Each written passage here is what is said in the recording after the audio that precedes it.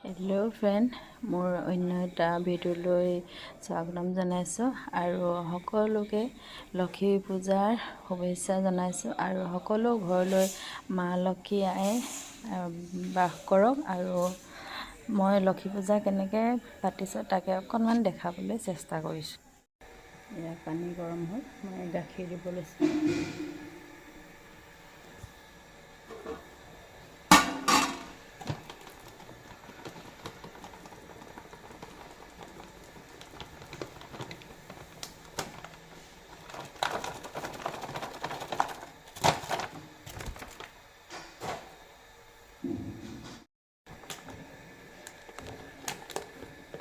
মই 1.5 KG powder গাখীৰ দিছোঁ। লিকুইড গাখীৰ দিলে ইমানটা ভাল নালাগে খাবলৈ, পাউডাৰ গাখীৰটো দিলে ভাল লাগে খাব।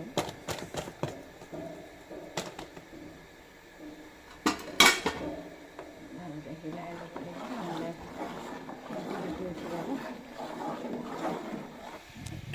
ঘি অকণমান আগতীয়াকৈ দি দিলে পায়সটো লাগি নধৰে। মনোৰমা ঘিহে দিব দেই।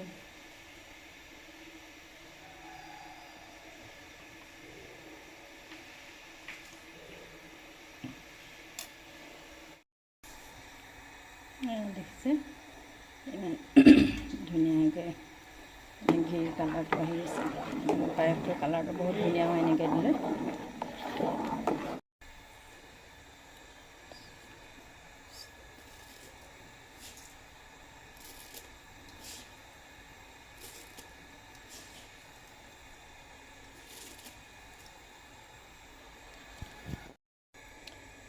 এয়া দেখিছেনে, ঘি দি দিয়াৰ কাৰণে লাগি ধৰা নাই আৰু গাখীৰখিনি ফাটিও নাযায়। ইমান ধুনীয়াকৈ উতলি আছে। গেছটো কম কৰি থৈছোঁ, কম কৰি দেখিছে। এতিয়া গেছটো কম, অলপ সময় ঢাকি থৈ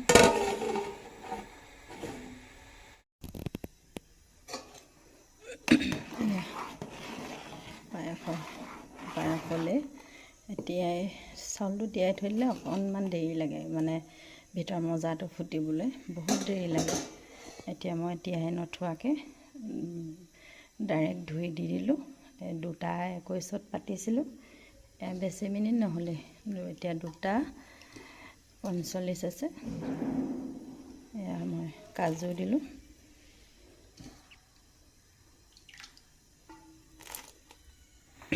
এয়া মই এতিয়া মৌজোল দি দিম।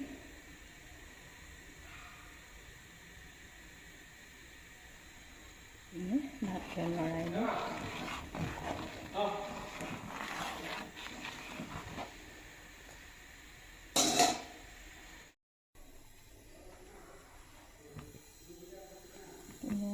মই যে আধা ঘি থৈ দিছিলোঁ, এতিয়া দি দিম।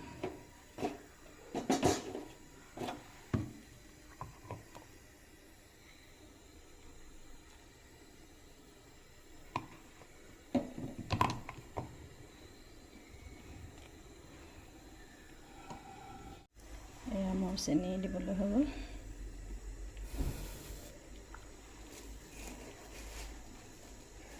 মই 1 কেজি চাউল লৈছোঁ, কিন্তু চেনি মই আধা কেজিমানহে দিম।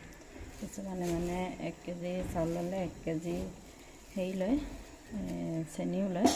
বেছি মিঠা হ'লে ভাল নালাগে, কাৰণ মই পাউডাৰ গাখীৰ দি বনাইছোঁ। পাউডাৰ গাখীৰ দিলে চেনিটো কম দিলেও হয়, সোৱাদটো বেছি হয় খাবলৈ। সেইটো কাৰণে চেনিটো কমকৈ দিছোঁ।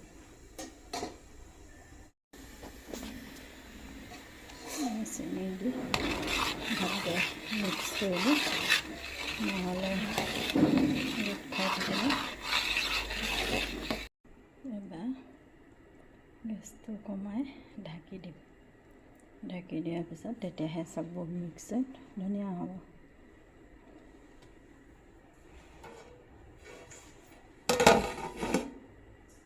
আমাৰ পায়স হৈ গ'ল।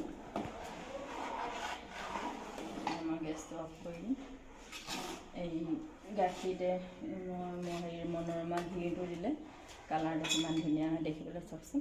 মই অকণমান পনীয়াকৈ থৈছোঁ, ঠাণ্ডা হ'লে এনেও টাইট হৈ যায়, সেইটো কাৰণে অলপ পনীয়াকৈ থৈ দিছোঁ। এয়া হৈ গ'ল। মই এতিয়া গেছটো অফ কৰি দিম।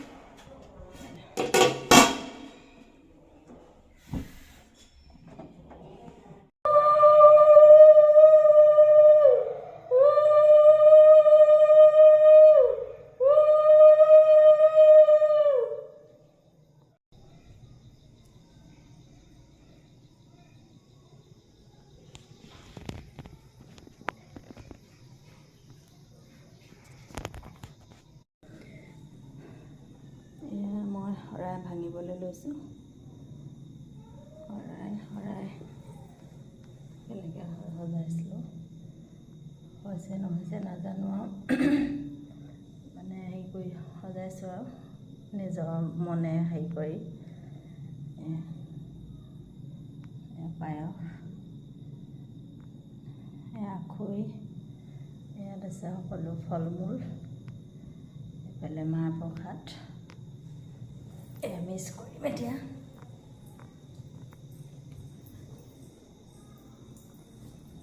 আৰু এইফালে চাউলৰ দালি সজাইছোঁ। এইটো এনেই পাকঘৰত সজাব লাগে, কিন্তু আমাৰ পাকঘৰটো সম্পূৰ্ণ হোৱা নাই, ঘৰটো বনাই থকা হৈছে, সেইকাৰণে ধূপ জ্বলোৱা গোঁসাই ঘৰতে মানে সজাইছোঁ আৰু চাউলৰ দালিটো। এয়া কেনেকৈ পাতিছোঁ আপোনালোকে চাব। হৈছে নহৈছে নাজানো, নিজৰ মনততো হৈছে বুলি ভাবিছোঁ আৰু।